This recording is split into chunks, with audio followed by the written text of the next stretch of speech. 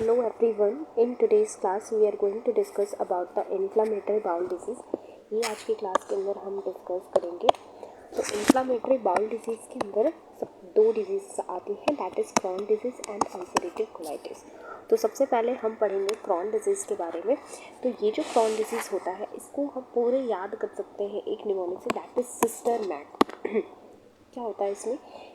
For sister का जो S है, एस फॉर स्किप प्रेजेंट होते हैं. इट मीन्स स्किप मीन्स क्या होगा कि यह कहीं पे नॉर्मल होगा एंड कहीं पे डिजीज़ होगा. तो इस तरीके से होता है.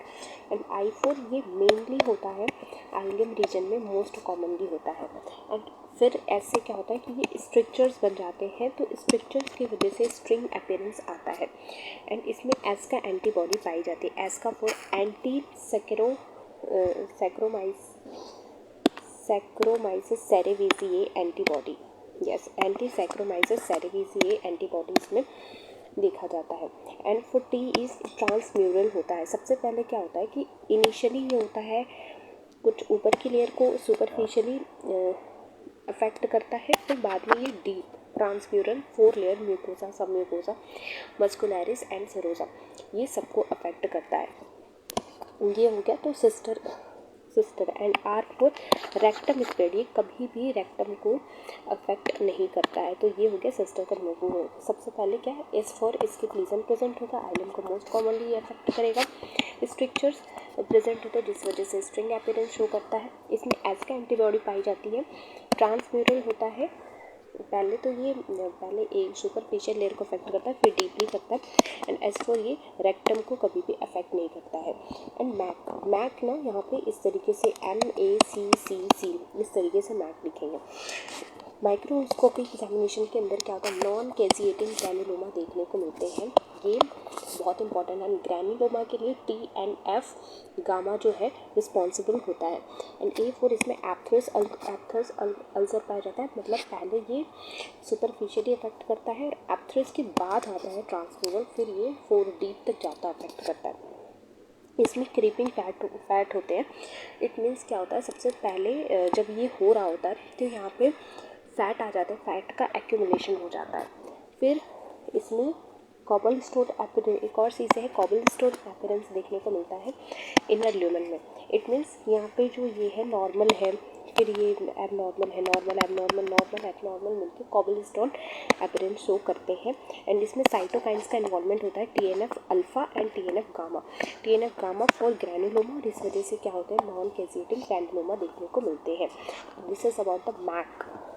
क्या होगा, M4 हो गया non caseating, microscopic non caseating granuloma, aphthous ulcer, C4 cytokines हो गए, TNF alpha and gamma, C4 creeping fat and एक और C4 कोबलस्टिन अपीयरेंस.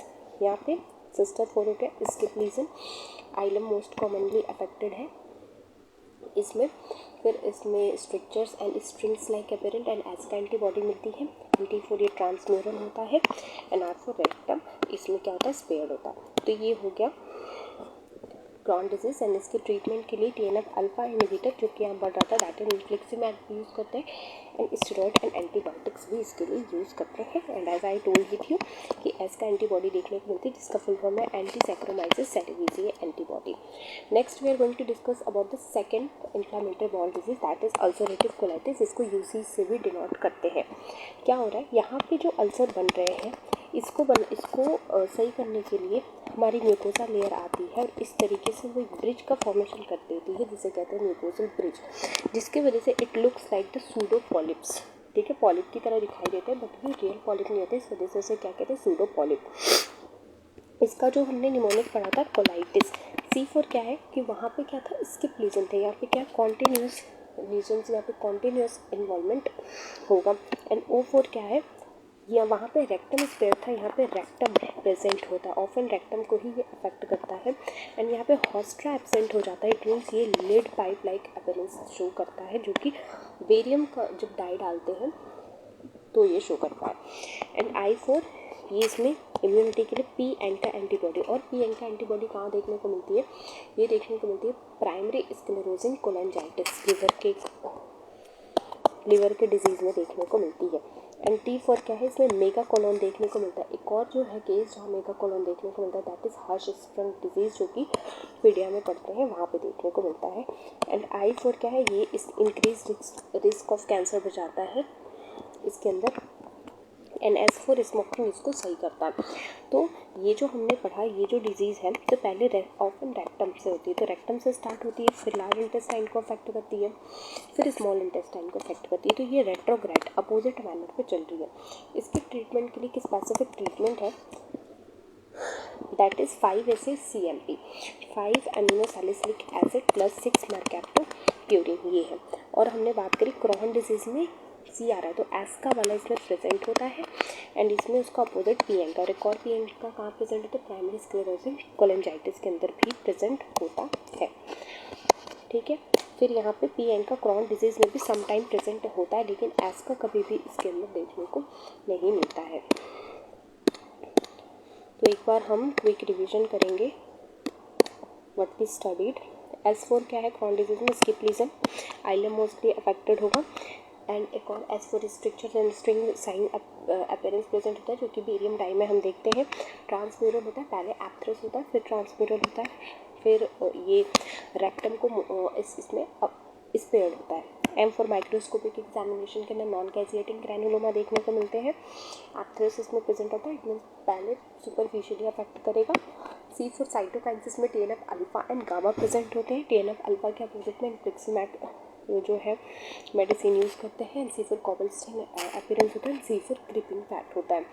अल्सरेटिव कोलाइटिस के अंदर कोलाइटिस हमने याद करा, तो C फॉर क्या हुआ था, कॉन्टीन्यूस मैनर में है, often in rectum. L for क्या है, इसमें लेड पाइप लाइक अपीयरेंस होता है। एंड I फॉर क्या है, इम्यूनिटी के लिए PN का प्रेजेंट होता है।